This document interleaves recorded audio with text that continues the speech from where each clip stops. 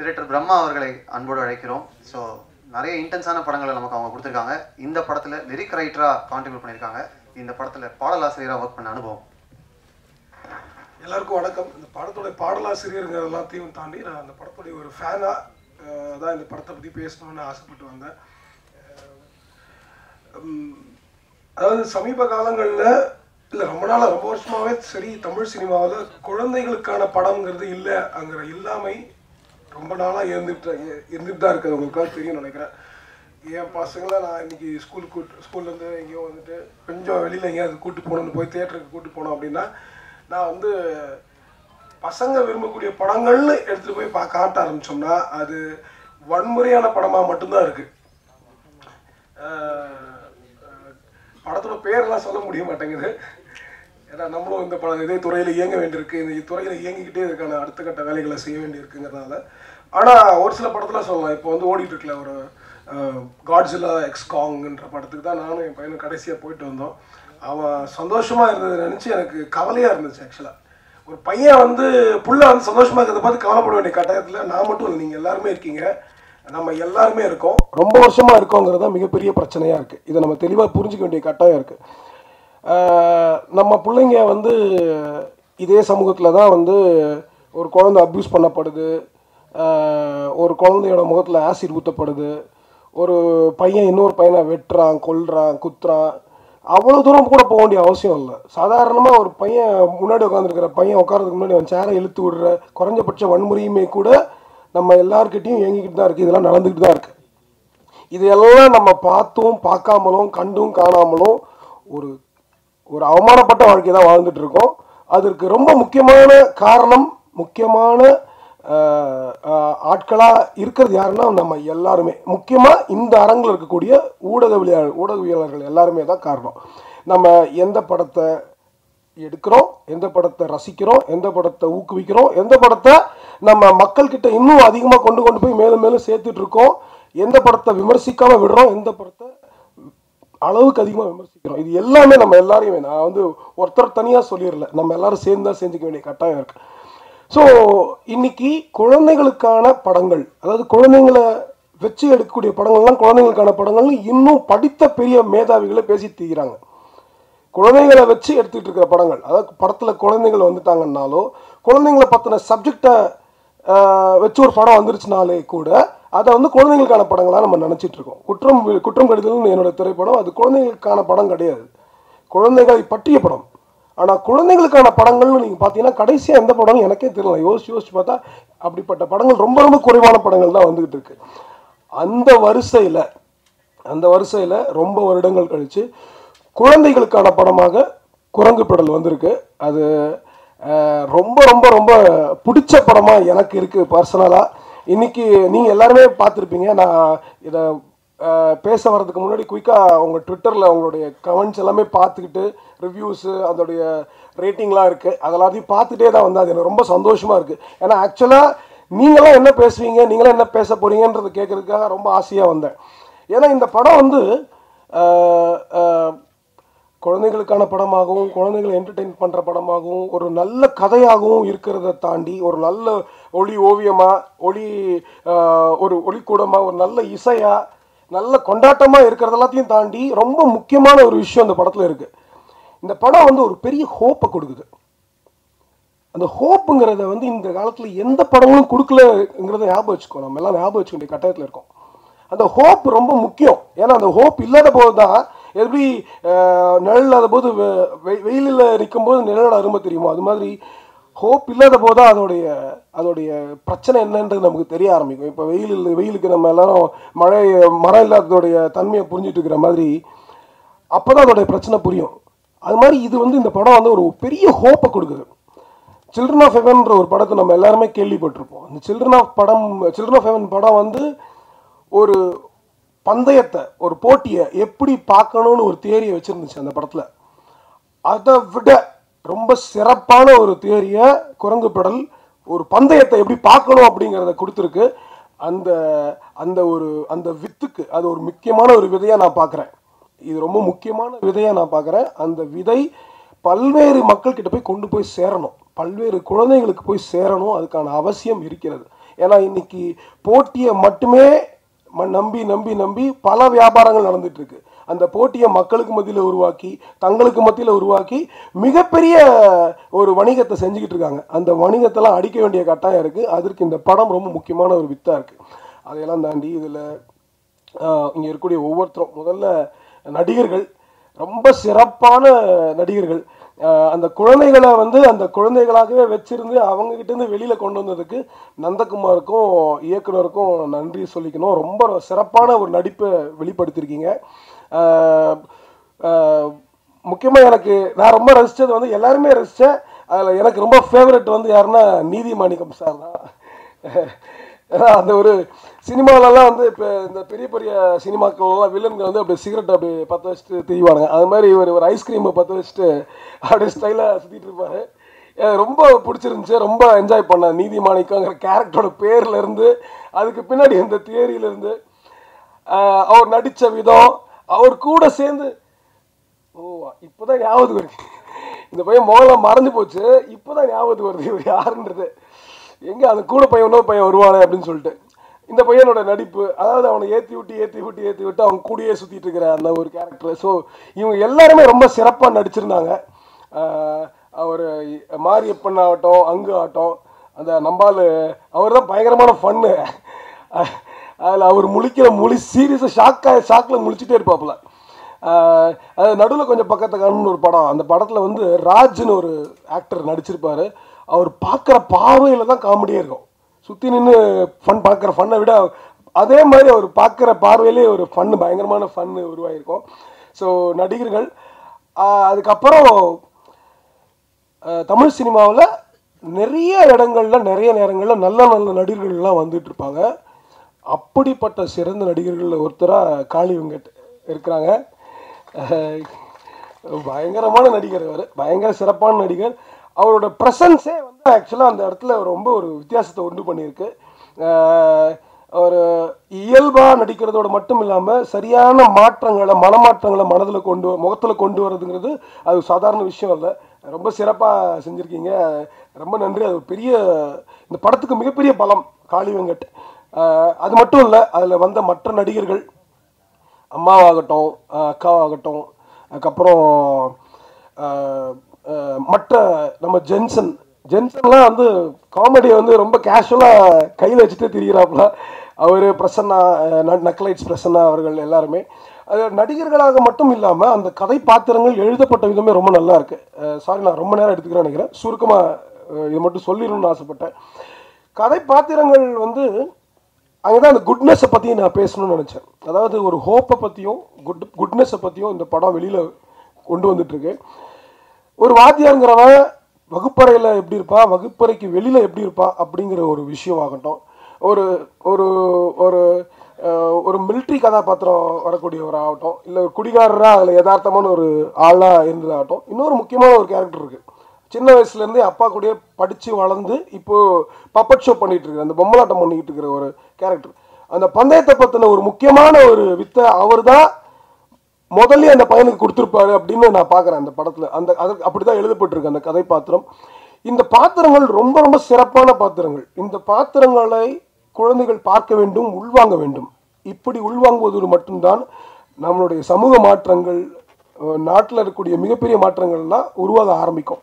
So அந்த கதை பாத்திரங்களை உருவாக்கின இயக்குனருக்கும் எழுத்தாளர்களுக்கும் நன்றி. அதுக்கப்புறம் எடிட்டர் அவர்களுக்கும், அப்புறமா பாஸ்கர் எனக்கு நிறைய நீண்ட நாள் நண்பர். இந்த இடத்துல நான் சொல்லிக்கணும்னு ஆசைப்பட்றேன். குற்றம் கடிதலை நாங்கள் எடுத்து முடித்து எல்லாம் வச்சுருந்ததுக்கப்புறம் ஒரு 3 நண்பர்களை கூப்பிட்டு காமிச்சோம். நலன் குமாரசாமி வந்தார், அதுக்கப்புறம் பாஸ்கர் வந்தார், அதுக்கப்புறம் ஸ்ரீனிவாஸ் கவினம் வந்தாங்க. 3 பேர் பார்த்தாங்க. எல்லோரும் பிடிச்சிருந்து பேசிட்டு போகும்போது இவர் மட்டும் எதுவும் பேசவே இல்லை. எந்திரிச்சு சட்டுன்னு ஒரு 500 ரூபாய் எடுத்து கொடுத்தாரு. உங்களுக்கு இந்த படத்துக்கு நிறைய காசு கிடைக்கும், ஆனால் இந்த கொடுக்குற முதல் காசு இதுதான் அப்படின்னு சொல்லி, அதாவது ஒரு படத்தை எப்படி விரும்புகிறாங்க, அந்த மனம் என்னவா இருக்குது அப்படிங்கிறதுக்கு எங்களுக்கு முதல்ல கிடைச்ச அந்த உற்சாகம். அதுக்கப்புறமா நிறைய அவார்டு வந்துச்சு, படம் வந்துச்சு, ஏதோ வந்துச்சு. ஆனால் எங்களுக்கு கொடுத்த முதல் ரெக்கக்னிஷன் எங்கள் பாஸ்கர் தான், ஒளிப்பதிவாளர். அந்த அன்பை தான் நாங்கள் எப்படி ஈடுகட்ட போகிறோம்னே தெரியல. அதுக்கு தான் இன்னும் தவிச்சிட்டே இருக்கோம். மிகப்பெரிய ஒரு ஒரு ஒரு ஒரு படத்தோட விரும்பிங்கிறது மட்டும் இல்லாமல் ஒளிப்பதிவை நீங்கள் மிக சிறப்பாக பண்ணியிருக்காரு. ரொம்ப திருப்தியான ஒரு ஒளிப்பதிவாக இந்த படத்தில் இருக்குது. யங்கர் ஜென்ரேஷன் ரொம்ப என்ஜாய் பண்ணுறாங்க. நான் நிறைய இன்றைக்கி பசங்களை பார்க்க வேண்டிய வாய்ப்பு இருந்துச்சு. குரங்குபடத்தில் ட்ரெய்லர் காமிச்சேன். நிறைய சின்ன பசங்க சினிமாட்டோகிராஃபி நல்லா இருக்குன்னு சொன்னாங்க, சின்ன பசங்க. ஸோ உங்கள் எல்லாருக்கும் வாழ்த்துக்கள். அப்புறம் நண்பர் ஜிப்ரான் அவர்கள், ஜிப்ரானுக்கு வந்து எப்படி நன்றி சொல்கிறதுன்னு தெரியலை. ப்ளஸ் இது வெரி ப்ளசண்ட்டான ஒரு அனுபவமாக இருக்குது. எடிட்டிங்க்கு முன்னாடியும் எடிட்டிங்க்கு அப்புறமாவும் படம் ரொம்ப சிறப்பான ஒரு படமாக அமைஞ்சிருக்கு. சொன்ன மாதிரி எனர்ஜெட்டிக்கான ஒரு படமாக மாறி இருக்கு. அது ரொம்ப நன்றி. அண்டு பாடல்களுக்கு உங்களுடைய பாடல், உங்கள் இசைக்கும் பாடல் எழுத வாய்ப்பு கிடச்சிது. அந்த வாய்ப்புக்கும் ரொம்ப நன்றி. அதை பற்றி நீங்கள் பேசுவீங்கன்னு நான் பிரியப்படுறேன். ஏன்னா நான் பேசக்கூடாது இப்போ, அதை பற்றி நீங்களே பேசிடுங்க மரியாதையாக. ஓகே. ஸோ அடுத்தது, இது ஒரு படம் வந்து ஒரு விதையாக இருந்துச்சுன்னாலும் இந்த விதைக்கோடைய விதையாக இருந்தது ராசி அழகப்பன் ஐயாவுடைய கதை. அது உண்மையிலேயே அது அந்த படத்தில் வரக்கூடிய டைலாக் மாதிரி படம் என்னவா இருந்தாலும் அந்த விதை அவர் போட்டது தான், அதை மாற்றுக்கிறதே இல்லை. ஆனால் அதில் ரொம்ப சந்தோஷமான விஷயம் என்னென்னா, அதை சின்ன வயசில் இப்போ அவர் சொன்ன மாதிரி அந்த 6ஆம் கிளாஸில் நடந்த அனுபவத்தையே அதை பதிவாக செஞ்சதுங்கிறது வந்து இந்த படத்தில் இன்னும் வெளிப்பட்டுட்டு தான் இருக்குது. அந்த குழந்தைத்தன்மை அது வந்து எனக்கு என்ன, கமலக்கண்ணனுக்கு வந்து இப்படிப்பட்ட ஒரு குழந்தைத்தன்மை இருக்குமோ என்னால் அதை கண்டுபிடிக்க முடியல. ஆச்சரியமாக இருந்துச்சு. ஆனால் அந்த கதைக்கான வித்து உங்கள்கிட்ட கூட இல்லை, உங்களுடைய 6ஆம் கிளாஸ் பையன் அந்த அந்த வயசில் இருந்த பையன்கிட்ட தான் இருந்திருக்கு. ஸோ அதில் இருந்த வித்து தான் இவ்வளோ பெருசாக வளர்ந்துருக்கு, இவ்வளோ பெரிய ஆலமரமாக இருந்திருக்கு. உங்களுக்கும் நன்றி. இதெல்லாம் தாண்டி இவ்வளவு பேர் இதில் வேலை பார்த்துருந்தாலும் இன்னைக்கு இத்தனை பேர்கிட்ட கொண்டு போய் சேர்க்கறதுக்கு இந்த படத்தை வாங்கின, இந்த படத்தை எடுத்து மக்கள்கிட்ட கொண்டு போகிறதுக்கான அந்த முயற்சியை எடுத்திருக்கிற சிவகார்த்திகேயன் அவர்களுக்கு ரொம்ப ரொம்ப ரொம்ப நன்றி. ஏன்னா இந்த குட்னஸை அவர் ஒரு இடத்துல இருந்து அதை புரிஞ்சுக்கிட்டு அதை வெளியில் கொண்டு வந்துடணும்னு நினச்சிருக்காரு, அந்த ஹோப்பை வெளிப்படுத்தணும்னு நினச்சிருக்காரு. Hats off to him. Thank you so much. அனைவருக்கும் நன்றி. ரொம்ப ரொம்ப நன்றி. தேங்க்யூ. ஒவ்வொருத்தரை பற்றியும் டீட்டெயிலாக சொன்னது, உங்கள் சைட்லேருந்து அந்த அக்னாலஜ்மெண்ட்டும் அப்ரிஷியேஷனும் வருதுன்றது ரொம்ப முக்கியம். Thank you so much. அடுத்து எடிட்டர் சிவநந்தீஸ்வரன் அவர்களை அன்போடு அழைக்கிறோம். மேடை பேச்சுன்றது வந்து ஈஸி கிடையாது. நம்ம உட்காந்து ரசிக்க முடியும், ஒரு நாற்காலியில் உட்காந்து அங்கேருந்து ரசிக்க முடிஞ்சது. இங்கே வந்து பதற்றமாக இருக்கும், இவ்வளோ பேர் முன்னாடி பேசுகிறது. பத்திரிகையாளர்கள் எல்லாருக்கும் வணக்கம். நான் வந்து குழந்தைகளுக்கான படம் பண்ணுறதுன்றது எனக்கு ரொம்ப பிடிச்ச விஷயம். ஏன்னா இப்போது பிரம்மா சார் சொன்ன மாதிரி குழந்தைகள் இப்போ பார்க்குற படங்கள் எல்லாமே டிஸ்டார்ஷன் தான், உடைக்கிறது, அடிக்கிறது. இப்போ காட்ஸில்லா வந்து எல்லா பில்டிங்ஸையும் அடித்து நொறுக்குச்சுன்னா அந்த குழந்தை ஆசையாக பார்க்குது.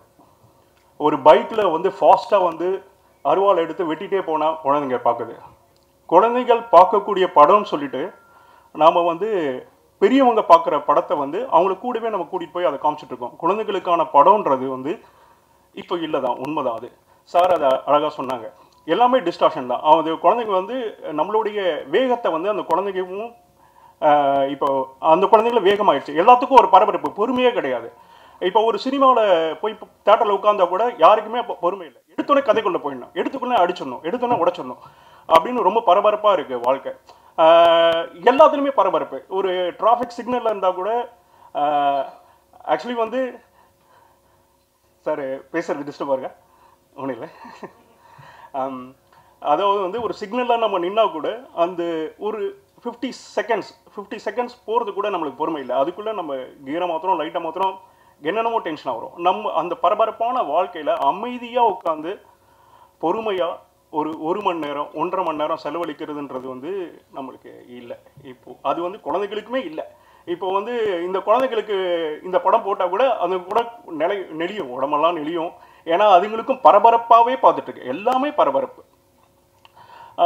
ஏன்னா அந்த சினிமாக்கள் வந்து இப்போ இருக்க சினிமா எல்லாமே அந்த குழந்தைகளை வந்து ஒரு வித நெருக்குதலில் வச்சுருக்கு. இயல்பான இயற்கையான குழந்தைகளை அறிவாளியாக ஆக்க நம்ம ரொம்ப முயற்சி பண்ணுறோம். ஆனால் குழந்தைகள் வந்து அவங்களுடைய அந்த எப்படி சொல்கிறது, அறியாமை தான் அழகு ஒரு குழந்தைக்கு. எப்பொழுதுமே ஒரு மரத்தை போய் தொடுறதோ, ஒரு இலையை போய் தொடுறதோ, ஒரு பூவை ரசிக்கிறதோ இப்போ எந்த குழந்தையும் பண்ணுறதில்லை. நீங்கள் எடுத்துன்னு போயிட்டு ஒரு மரத்தாண்ட குழந்தை எடுத்தீங்க, இதில் என்ன இருக்குது அப்படின்னு சொல்லிட்டு மொபைலில் தான் எடுக்கும். ஒரு பூவை அது தொட்டு கொடுங்க, அதுக்கு தொடு உணர்வுன்றது இப்போ இல்லை. அது எல்லாமே டிஜிட்டல் ஸ்க்ரீனில் தான் இருக்குது. அதோட விரல்கள் எல்லாமே டிஜிட்டல் ஸ்க்ரீன் தான் இருக்குது. அது தொடு உணர்வு, அந்த இந்த பூவை தொட்டா என்னாகும், இந்த இலைய தொட்டானாவும், இது என்ன வாசமும் குழந்தைகிட்ட கிடையாது இப்போதைக்கு. அவங்களுக்கு எல்லாமே வந்து வாசமற்ற பொருள், தொடு உணர்வற்ற ஒரு ஒரு ஒரு செயற்கைத்தனமான வாழ்க்கை தான். நீங்கள் எந்த குழந்தையும் நீங்கள் காலையில் குழந்தை ஏஞ்சோடனே ஒரு நீங்கள் ஜன்னலை ஓப்பன் பண்ணிட்டு பாப்பா மாமரம் இருக்கு பாரு, வேடிக்கை பாரு, என் மாமரம் தான் இருக்கு தெரியும், அது என்ன இப்போ அப்படின்னு தான் பார்ப்போம். அந்த சூழ்நிலை வந்து இப்போ போயிட்டு இருக்கு. இன்னும் வருங்காலத்துலேயும் வந்து ரொம்ப பயமாக இருக்குது. இந்த டிஜிட்டல் உலகம் வந்து குழந்தைகளை என்னவா ஆக்கும், என்னவா மாற்றும் அவங்க அப்படின்ற ஒரு கவலை இருக்குது. அதே மாதிரி சந்தர்ப்பத்தில் நாம் வந்து நம்மளுக்கான ஒரு தேவை இருக்குது. இதே மாதிரி திரைப்படங்கள் நாம் வந்து குழந்தைகளை பார்க்க வைக்கலாம். இந்த படம் நாங்கள் பண்ணிட்டதுனால இதை வந்து பாருங்க அப்படின்றதுக்காக சொல்ல, பொதுவாக இதே மாதிரி. ஏன்னா இப்போ நம்ம ஹாலிவுட் ஃபிலிம் சொல்லிட்டு இருக்கோம். ஆனால் அவங்க கண்ட்ரீஸ்லேயுமே வந்து குழந்தைகளுக்கான படம் தனியாக இருக்குது. அதில் வன்முறை இருக்காது. பாம்பி இருக்குது. பாம்பி இப்போ எந்த குழந்தை பார்க்காது. பாம்பி எத்தனை போய் காமிச்சோன்னா பார்க்காது. அது இப்போ பார்க்குறோன்னா காட்ஸில்லா தான் பார்க்கும். இப்போ 10ஆம் தேதி ரிலீஸ் ஆகும் போது பிளானட் ஏப்ஸ் அதுதான் பார்க்கும். ஏன்னா எல்லாத்தையும் அடித்து உடச்சி அதுக்கு ஆன்னு கத்துனா தான் பிடிக்குது. அப்போது இதே மாதிரி சூழ்நிலையில் நம்மளுக்கு ஒரு சிறு பொறுப்புணர்வு இருக்குது. பேரண்ட்ஸாக நானும் 2 குழந்தைக்கு அப்பா. பேரண்ட்ஸாக நம்மளுக்கு ஒரு பொறுப்புணர்வு இருக்குது. குழந்தைகளுக்கு என்ன காமிக்கணும், என்ன கேட்கணும், என்ன பார்க்கணும் அப்படின்ற ஒரு பொறுப்புணர்வு நம்மளுக்கு ரொம்ப முக்கியம். அப்போது அந்த ஒரு பொறுப்புணர்வுக்கான ஒரு சின்ன ஒரு முயற்சி தான் இந்த படம். அதனால் இந்த படம் சொன்னவனே, கமல் என்கிட்ட சொன்னவனே எனக்கு ரொம்ப பிடிச்சிருந்தது. குழந்தைகளுக்கான படம் இல்லை இப்போது. அதாவது குழந்தைகள் வந்து குழந்தைகளான கனவு இருக்காது. அது வீட்டில் கஷ்டம் இருக்கும், அது அந்த குழந்தைகள் கேரி பண்ணும். வீட்டில் அப்பா அம்மா கஷ்டப்படுறாங்க, அது அந்த குழந்தைங்க பார்த்துக்கும். இது மாதிரி பிரச்சனையை மையப்படுத்தி அதில் குழந்தைகளை வந்து ஈடுபடுத்தி அப்படி தான் படம் இருக்கு. குழந்தைகளுக்கான கனவு, குழந்தைகளுக்கான ஆசை அப்படின்ற படமே இல்லை. குழந்தைகளுக்கான படமே இல்லை. அதில் இது ஒரு சிறு முயற்சி தான். ஆனால் அந்த சிறு முயற்சியை இவ்வளோ பெரிய மக்கள் கிட்ட கொண்டு போய் சேர்க்கறதுக்கு வந்து மிகப்பெரிய ஒரு நிறுவனத்தால் தான் முடியும். சிவா சார் வந்து இந்த படத்தை ரிலீஸ் பண்ணுறது வந்து எங்களுக்கு ரொம்ப ரொம்ப சந்தோஷம். இது வந்து எப்படி சொல்கிறதுனா, நம்மளுக்கு வந்து நமக்கு இவ்வளோ திறமை இருந்தாலும் அந்த திறமைக்கான ஒரு அங்கீகாரமும் அறிமுகமும் நம்மளுக்கு கட்டாய தேவை. அதுவும் சிவகார்த்திகேயன் மாதிரி பெரிய ஸ்டார் இது பண்ணும்போது எல்லார்கிட்டையும் வெகுஜன மக்கள்கிட்ட கொண்டு போய் சேரும். நீங்கள் எல்லாரும் இந்த படத்தை ரொம்ப ரசிச்சிருப்பீங்கன்னு நினைக்கிறேன். உங்களுக்கு எழுத்துக்கள் மூலமாகவும் உங்களுடைய சமூக வலைத்தளத்தோட இது மூலமாகவும் மக்கள்கிட்ட கொண்டு போய் சேர்ப்பீங்கன்னு நினைக்கிறேன். நன்றி, வணக்கம். இந்த மாதிரி ஒரு ப்ரெஸ் மீட்டோ இல்லை இந்த மாதிரி இப்படி வந்து நிற்கிறது வந்து இது எனக்கு ஃபர்ஸ்ட் டைம். எனக்கான முதல் படத்தையும் முதல் ப்ரெஸ் மீட்டையும் அமைச்சு கொடுத்த கமல்நாக்கு நன்றி. யூடியூப்லேருந்து சினிமாவுக்கு வர்றது அப்படிங்கிறது வந்து பொதுவாக பிரபலத்தின் அடிப்படையில் தான் இன்றைக்கி நடந்துகிட்ருக்கு. அதை தாண்டி நடிப்பின் அடிப்படையில் வர்ற ஒரு ஒரு ஒரு ஒரு ஆளாக நம்ம எல்லோரும் இருக்கணும் அப்படின்னு நக்லைட்ஸில் வந்து நாங்கள் ஆரம்பத்துலேருந்தே அப்படி சொல்லி தான் நாங்கள் ட்ரெயின் பண்ணப்பட்டோம். வெறுமனே ஒரு ஒரு பேசிக் ஃபேமை வச்சுட்டு உள்ளே போய் யூ கான் சர்வைவ் அப்படிங்கிறது அது வந்து இங்கே சினிமாவில் வந்து திணறாமல் இருக்கிறதுக்கு பெரும் உதவியாக இருக்குது. அதுக்கு என்னோடய மென்டார் பிரசன்னாக்கு நன்றி. இந்த படத்தில் என் கூட நடித்தது, அவர் கூட இருந்தது வந்து மிகப்பெரிய தைரியத்தை கொடுத்துச்சு. இந்த படம் எந்தளவு ப்ளசண்ட்டாகவும் இருக்கோ அதை விட டபுள் மடங்கு இந்த ஷூட்டிங் ப்ராசஸ் அப்படி தான் இருந்தது. காலையில் ஒரு 9-9:30 போய் நின்னோம்னா பொதுவாக பரபரப்பாக இருக்கிற ஒரு சினிமா செட்டு தான் பார்ப்போம். அங்கே வந்து ரொம்ப ரிலாக்ஸ்டாக எங்களுக்கு அப்புறம் நிதானமாக லாங் ஷாட்டில் அப்படி மெதுவாக டைரக்டர் நடந்து வருவார். அப்படியே வந்து இன்றைக்கி என்ன ஏன் அப்படிங்கிற மோட்லேயே தான் இருப்பாங்க. அதை விட லைட் பேக்காக நம்ம சினிமாட்டோகிராஃபர் உட்காந்துருப்பார். எப்போவுமே ஸ்க்ரீன் பேடை வச்சுட்டு சுற்றுற ஏடிஸ் எல்லாம் ஜாலியாக அந்த பக்கம் நின்று திண்ணையில் உட்காந்து இப்படி அவங்களுக்குள்ளே பேசிகிட்டு இருப்பாங்க. இப்படி தான் இருக்கும் அந்த அட்மாஸ்பியர். ஆனால் வேலை வந்து அன்னைக்கான சீன் எப்படி எடுத்து முடிக்கிறாங்கன்னே தெரியாது. எனக்கு வந்து இந்த அந்த அந்த ப்ராசஸே வந்து ஒரு யூடியூப்லேருந்து சினிமாவுக்கு போனால் ஒரு ஒரு ஒரு ஒரு ஒரு பிக் இது இருக்கும்ல, அந்த அந்த அந்த ஏரியாவே எனக்கு கிடைக்கல இந்த படத்தில். அதே மாதிரி எப்படி நாங்கள் வீடியோ ஷூட் பண்ணுவோமோ அதே ப்ராசஸ் தான், என்ன ஒரு பெரிய கேமரா இருக்கும் அவ்வளோதான் அப்படிங்கிற மாதிரி. பெரிய கரெக்ஷன்ஸ் எல்லாம் எதுவுமே சொல்ல மாட்டார் கமலண்ணா. ஒரு பாட்டுக்கு அந்த மானிட்டர் பின்னாடி எப்படியோ உட்காந்துட்டே இருப்பார். நாட் ஓகேனாலும் அதே ரியாக்ஷன் தான் இருக்கும், ஓகேனாலும் அதே ரியாக்ஷன் தான் இருக்கும். அவருக்கு ஒருவேளை தெரியலையோ அப்படின்னு வட்டம் நடிக்கிறப்போ அது முதல் படம், ஒருவேளை இது இருக்குது அப்படிங்கிற மாதிரிலாம் யோசித்தோம். ஆனால் ஆனால் அவரோட ஒரு ஒரு ஒரு 10 நாள் 15 நாள் நடிச்சிருப்போம். ஆனால் அவர் எப்படி அதை கன்சீவ் பண்ணுறாருன்னு இப்போ வரைக்கும் கண்டுபிடிக்க முடியல. ரொம்ப ரொம்ப ரிலாக்ஸ்டான, நான் வேலை செஞ்சதுலேயே ரொம்ப ரிலாக்ஸ்டான இயக்குனர் வந்து கமலண்ணா தான். அதை விட சில்லான ஆள் நம்ம பிரபா. அவருக்கு அதுக்கேற்ற மாதிரியே ஆளை பிடிச்சாரா இல்லை அதனால் 2 பேரும் சேர்ந்தாங்களா என்னன்னு தெரில. அவரும் அதை விட சில்லாக இருப்பாங்க. ஸோ இது ஓவராலாகவே வந்து ஒரு பயங்கர மெமரியை கொடுத்துச்சு. இந்த இந்த படத்தை விட எனக்கு அந்த ப்ராசஸ் தான் ரொம்ப இன்ட்ரெஸ்டிங்காக இருந்தது. அப்புறம் இதில் வந்து ஃபஸ்ட் டைம் காளி சாரை அப்போ தான் பார்க்குறேன் நான். ரொம்ப ரொம்ப ரசித்த வியந்து பார்த்த நடிப்பு திறன் உள்ள ஒரு நடிகர். எனக்கு என்ன ஃபஸ்ட் டைம் அவர் வந்து டைலாக் பேசும்போது முணுமுணுன்னு பேசினார். எனக்கு வந்து எங்களுக்கு அது தெரியாதுல்ல. எனக்கு வந்து யூடியூப்பில் கத்தி கத்தி பேசி, ஏன்னா லைவ் சவுண்டுங்கிறதுனால எனக்கு அந்த ப்ராசஸே தெரியாது.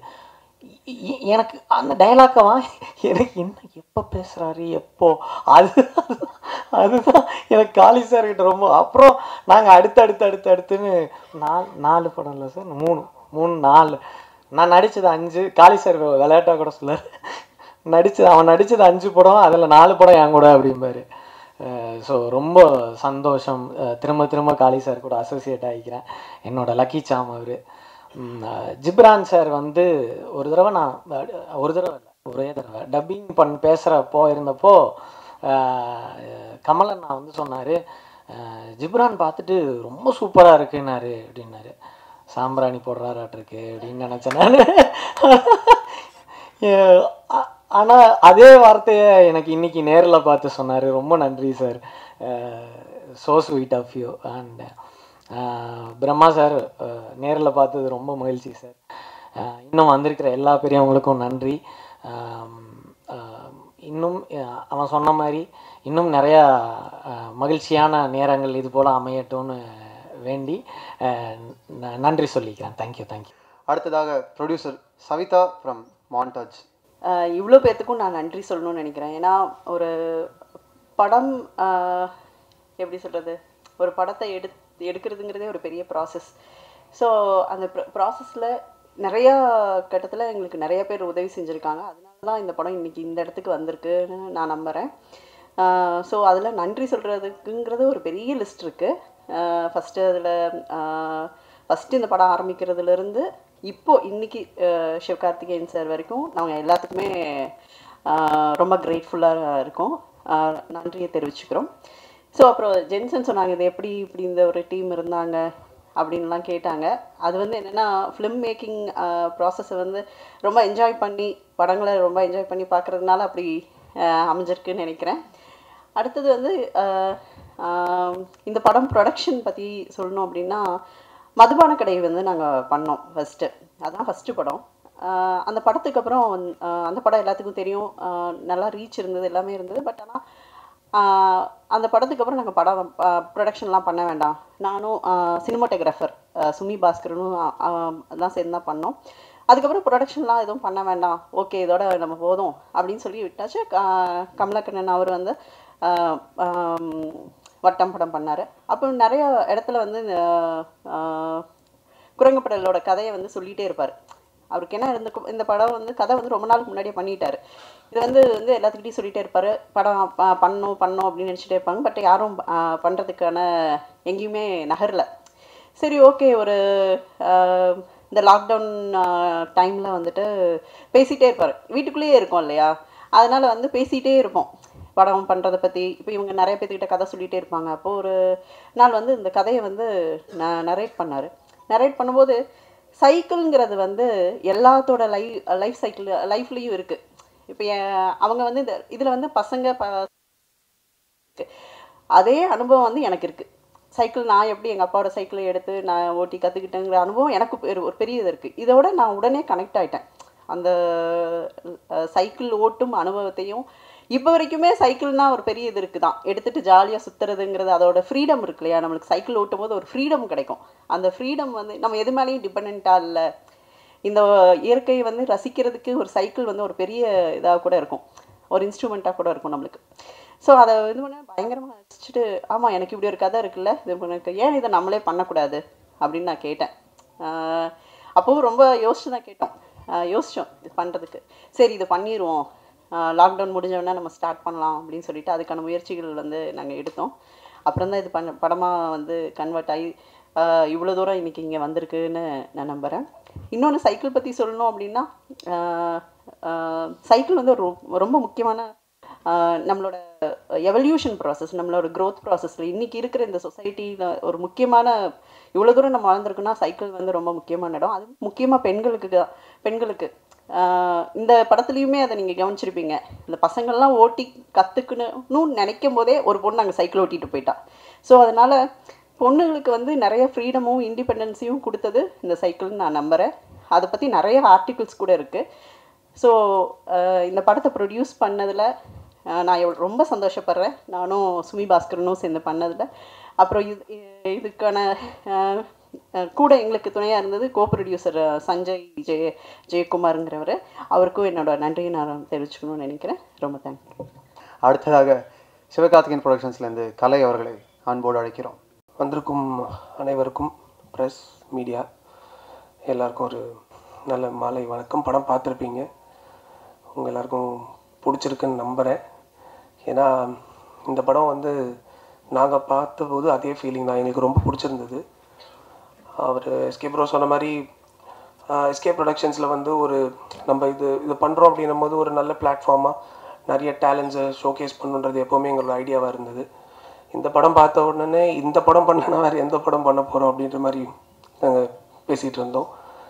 அண்ட் இந்த படம் வந்து இப்போ நம்ம இன்டர்நெட்டோ மொபைல்ஸோ இல்லாத ஒரு காலகட்டத்தில் எப்படி இருந்தாங்க, எவ்வளோ நிதானமாக இருந்தது வாழ்க்கைன்றதை வந்து ரொம்ப அழகாக பண்ணியிருந்தாங்க.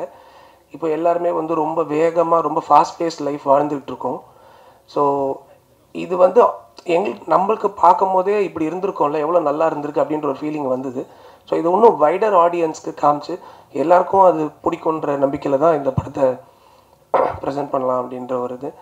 அண்ட் இந்த படம் பீரியடில் பண்ணதுனால அவர் கமலக்கண்ணன் சார் வந்து பேசும்போது சொல்லுவார் அது என்னெல்லாம் அவங்க எப்படி கஷ்டப்பட்டு பண்ணாங்க அப்படின்னு. ஸோ இதில் ஒர்க் பண்ண எல்லாருக்குமே வந்து ஒரு பெரிய thanks. Being the DOP department, art direction, costume and அந்த 5 லிட்டில் சூப்பர் ஸ்டார்ஸ், அவங்க பெர்ஃபார்மன்ஸ்லாம் எனக்கு ரொம்ப பிடிச்சிருந்துச்சு. அந்த கிணத்துக்குள்ளே பேசுகிற சீன் எனக்கு ரொம்ப பிடிக்கும். ஏன்னா கரெக்டாக அப்போ அழகாக வந்து இன்னொருத்தவங்க சைக்கிள் ஓட்டிகிட்டு போவாங்க, அது எனக்கு ரொம்ப பிடிச்ச சீன் வேறு.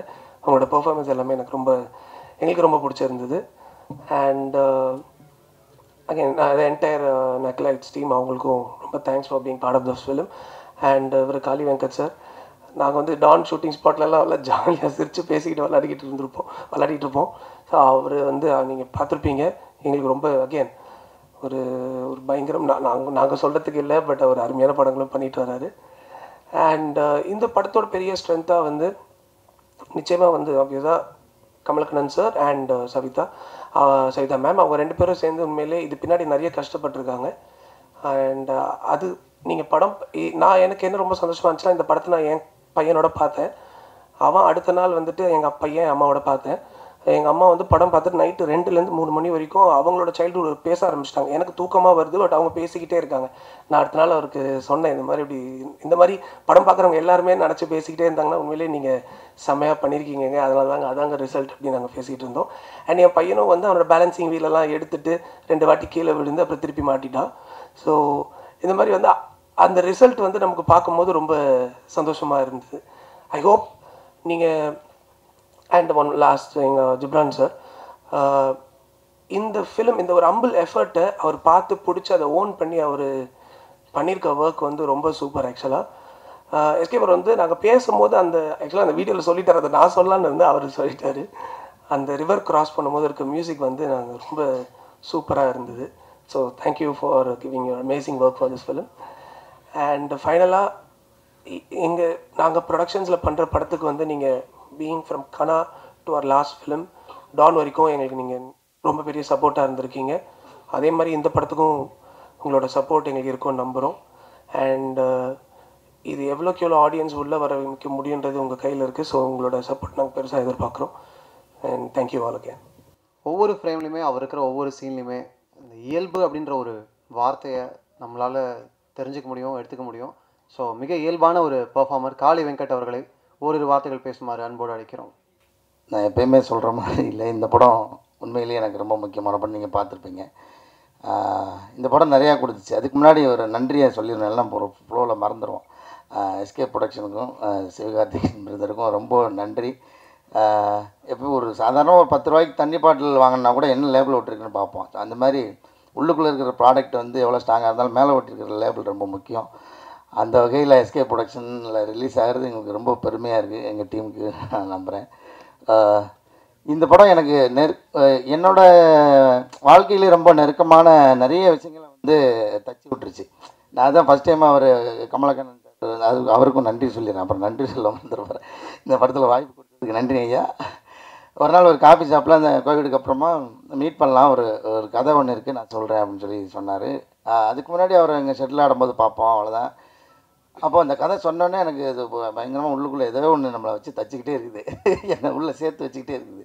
அதில் ஒரு இன்சிடெண்ட் இருக்குது, நான் அது பின்னாடி வரும்போது சொல்கிறேன். அப்புறம் இதுலேருந்து குரங்கு படல் வந்து கோவா ஃபெஸ்டிவலில் வந்து ஸ்க்ரீனில் செலக்ட் ஆகி அங்கே வந்து ஸ்க்ரீன் பண்ணப்போ ஒரு பயங்கரமான அப்ரிசியேஷன் கிடச்சி. அப்புறம் ஒரு ப்ரெஸ் மீட்டு, அது மறக்கவே முடியாது.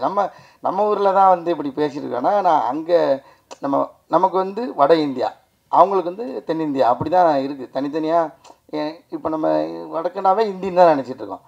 அப்போது நாங்கள் ஒரு 5 பேர் அந்த ப்ரெஸ் கிளப்லேருந்து எல்லோரும் உட்காந்துருக்கும்போது ஒன்று ஹிந்தியில் பேசுங்க இல்லை இங்கிலீஷில் பேசுங்கன்னு சொல்லி அங்கே அந்த விரிவுரையாளர் எப்படி சொல்கிறதுன்னு தெரியல, அவங்க வந்து சொல்கிறாங்க, ஹோஸ்ட் பண்ணுறவங்க.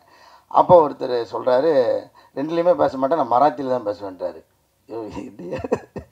இப்படி சொல்லுவீங்களா அப்படின்ட்டு அவர் உண்மையிலே கடைசியில் அவரோட படத்தை பற்றி மராத்தியில் தான் பேசினார். அதுக்கப்புறம் நான் தப்பிச்சுக்கிட்டேன், ஓகே நமக்கு 2மே வராது, அப்போ நான் தமிழில் தான் பேசுவேன். நான் சொன்னேன்னு எல்லோரும் அவங்கள கைத்திட்டாங்க.